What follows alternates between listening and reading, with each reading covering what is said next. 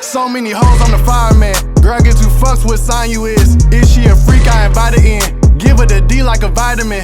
I got the lead in the Vicodin. How you want beef on a diet, bitch? All of my niggas is animals. I feel like Daniel inside the lion's den.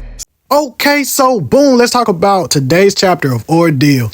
The title is built on 5 pillars, right? So I want to do a quick title breakdown because I don't know if anybody else knows this or even thought about it in that light. But let's just put it into perspective. So the term 5 pillars is significant. I don't know if y'all caught this, but in Islam, the 5 pillars are core principles of the faith. They are number 1, Shahada, the declaration of faith. Number 2, Salat, the daily prayers. And 3, Zakat, charity. 4, Song, fasting, especially in Ramadan. And number 5, Hajj, the pilgrimage to Mecca. So now in Ordeal, we got this group, the 5 pillars, operating almost like their own clique or spiritual order, living by a code, protecting things behind the scenes, carrying themselves righteously. But then what happens? They step up to battle to Thanos and get absolutely one-shotted. So now I'm wondering, is this Brent being a Christian making a subtle commentary? Is he saying that even though these characters believed they were doing right and were upholding a belief system, like the 5 pillars of Islam, they were ultimately misguided or perhaps powerless when true judgment or ultimate power to Thanos arrived? Is this a metaphor for false beliefs being shattered? Now that we have broke down the title, it's time to do a recap on the chapter. Let's get into it. The chapter starts off with the Thanos making an eerie smile. Eric closes his hard drive and then says, "Journey, listen to me carefully. Take this hard drive back to KODE and deliver it to Aldrich Ross directly. Within it lies all my research. I withheld publish it due to the existence of a mole amongst us, since the Thanos must not know the extent of our knowledge. On it are 743 possible ways for KODE to win this war. With Thanos now in possession of the Merlin Stone, our odds were reduced to 120. Aldrich must read all files. You cannot fail us, Journey. As for us, with 1 man gone, we'll have to form a 3-man point, our second most strongest formation. We will be able to slow him down while you escape." Journey cuts him off mid-sentence and replies, "Enough, Eric. Are you sending off one of your strongest blades? We were handpicked for our talent synergy. This first table is a formidable foe to stand together." Thanos moved his hand. Eric then lights up and understands it's time to get this party started. He yells out, "Maximilian Wall!" Cameo. Eric Edwards. S rank, rank number 45, talent, Maximilian. Talent type, support.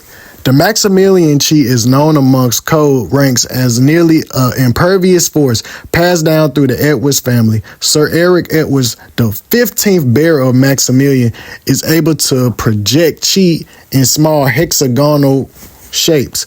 By combining these shapes, he is able to build walls with outstanding durability and flexibility. And almost as soon as he made it, boom! The White Fang says to Thanos, "You monster of a talent. You were able to do this with only your mind?" Eric's wall barely held. "It's not a talent, but the chi itself that resists me. Impressive. Applaud yourself. That itself is a feat," Thanos said. "I too shroud myself in protective chi. This is why I understand the weakness all barriers possess better than any." He lifts a finger like he Frieza from Dragon Ball Z and says, "Pinpoint focus," and then puts a hole in Eric's chest while at the same time clipping Junie and cutting her arm off. God damn! Fang shook, called their names. "Eric, Junie!" Without hesitation, Holder yelled out, "Hofberg, earth and water." The hammer he's using making mud as it surrounds to Thanos. White Fang pulls out his blade and yells, "Junie, if you can stand, get Eric to the airship now!" As his body is covered in electricity and he dashes off using his speed. Junie then says, "Eric, come on, let's get out of here." Eric text panels is covered in blood to make the viewers read to understand that this is truly his dying wish. Eric then states, "If you move me, then I'll die. Save strength for yourself, Junie. Take the drive and do as I ask. He won't let the airship escape. I'll protect your retreat with what I have left. Please do not resist my final wish. Thanatos must not consume all of our chi. You must live. In the war to come, Lord Hart must have at least one of us by his side. This is farewell, Journey Taylor. The next panel, she flying out that motherfucker, man. She going supersonic speed in the whip. God damn, she driving that motherfucker like it's stolen. Thanatos is surrounded by a wall of mud. The Hofberg talent. I recall this one. A talent descendant of my brother Akinos. You possess immense elemental control, correct? Cameo. Holder. Tandor. S rank. Number 32. Talent. Hofberg. Talent type. Elemental. A 5-sided elemental talent.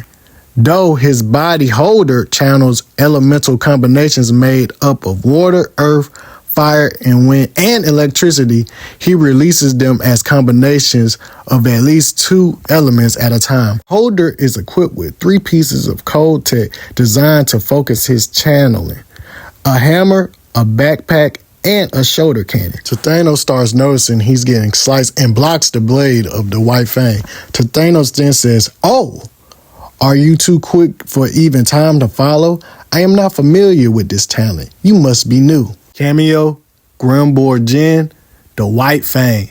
S rank, 21. Talent, Havoc. Talent type, Havoc/power. Havoc is the haste talent that breaches time. Grimbor can propel himself several seconds into the future in short bursts. The blows delivered by his Pacific design blades 9 fangs are especially devastating, as the weight of the attacks come from both the future and the present. Holder shoots water out the cannon of his shoulder, but is quickly reflected by the shield that's covering Thanatos. Holder then states, "Lord of Death, for many years we prepared for your coming." As the hammer slowly starts materializing lava, Holder starts saying again, "This time, I promise, you'll stay dead." Thanatos reflects the lava and then knocks him back.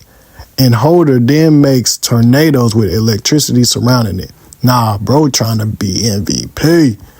Thanatos then replies, "You stand boldly as a mockery of us.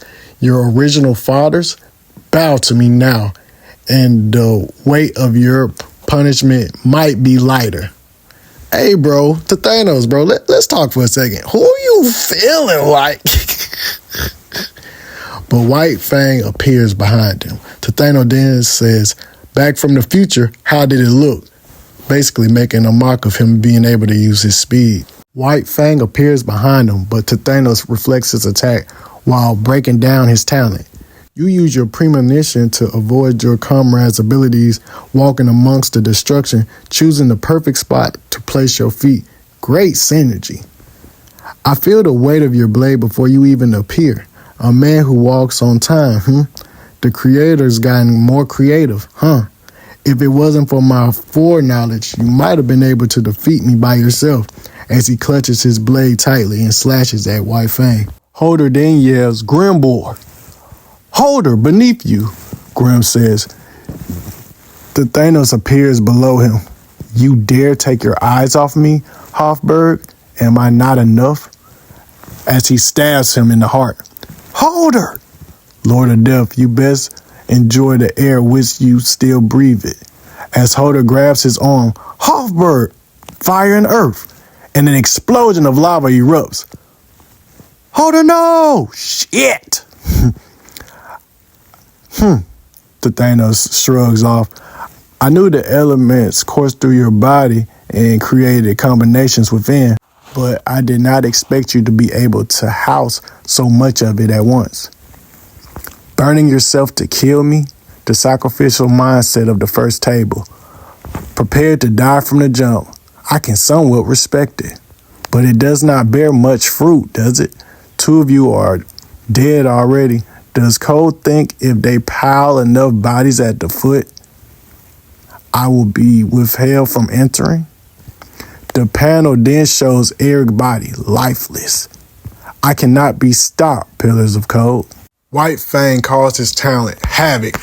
"I thank you for showing me that my blade enters his heart." As his body exerts a lot of electricity, The battle continues with White Fang doing a fury of slashes. You are the last to stand, and I see why. Your technique takes directly after my brother. Your blows cause this body a pain sensation I've never felt in years, something I've come to enjoy. If I underestimate you, you may take my head. Speed has always been the star amongst my brother's sons. But you know what has halted itself over even my brother's haste? The mine. As he rips his arms off and shoots off his eye. For as long as I can see you, I can break you. White Fang yells, the truth never lies. Unable to wield the blade with his arms, he puts the blade to his mouth and stabs Thanatos in the heart.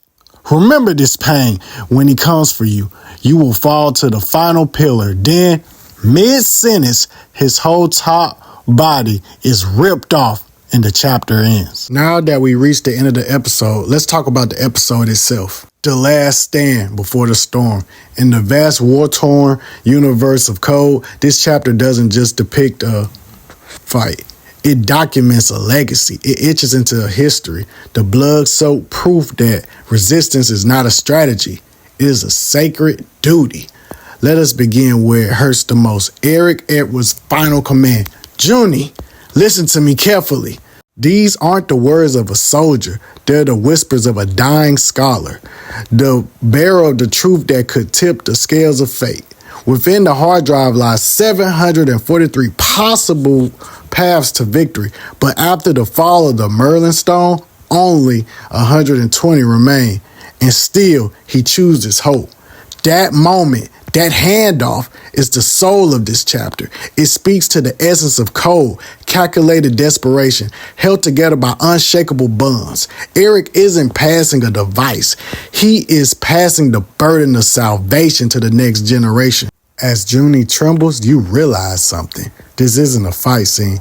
It's a funeral procession disguised as a battle plan. The first table where power meets purpose. In anime, we often celebrate synergy as spectacle, teamwork that dazzles, but here it's different. The first table isn't flashy, it's painful, it's doomed, and it's glorious. Holder, White Fang, and Eric, 3 S-rank soldiers, stand not for victory, but for delay.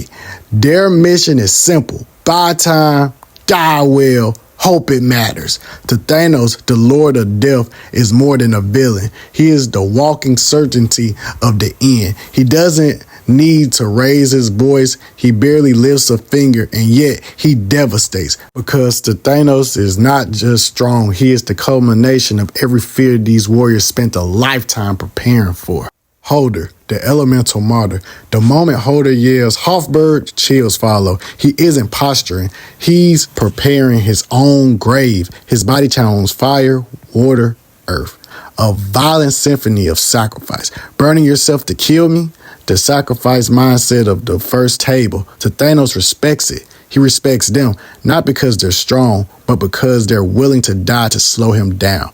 This chapter doesn't glorify survival. It glorifies those who walk knowingly into their own extinction, so someone else might live. The White Fang, haste with heart. Grimbor is not just fast, he's timeless. A warrior who can skip seconds into the future, dodging fate itself, only to bring that fate crashing back into the enemy. But even time can't outrun death. The future never lies. When White Fang grabs his blade with his teeth, arms torn away, blood soaking his robes, he became something more. Not a fighter, not a soldier, a prophecy with a heartbeat. His final strike into Thanatos' heart is not a move, it's a message. Remember this pain when he comes for you. It is unfinished, it is cut short because that's what war does. It silences warriors mid-sentence. With the chapter breakdown being done, let me get this off my chest because this one's been sitting heavy on me. We were told that the first table was a force to be reckoned with. Mythic, elite, untouchable. The kind of squad you expect to shake the world before they even take a step on the battlefield. But what did we get? A one-chapter send-off, a slaughter. They got killed off Just like that. And yeah, I get it. The Thanos is a monster. He's supposed to be overwhelming. I understand. The point is, no one is safe. But damn it, we were promised greatness, not just in dialogue, but in the way they were built up to be legendary figures. And yet, we didn't see it. We didn't see them flex. We didn't see them command fear in their enemies. We didn't get a moment where they reminded the world why they sit at the top. Instead, it felt like a tease. They were introduced just to be deleted, like the anime equivalent of window dressing. It's given JJK syndrome. If you know, you know. Other than that, I love the chapter. 10 out of 10. Beautiful ending panel. I'll see y'all next week, and I'm out.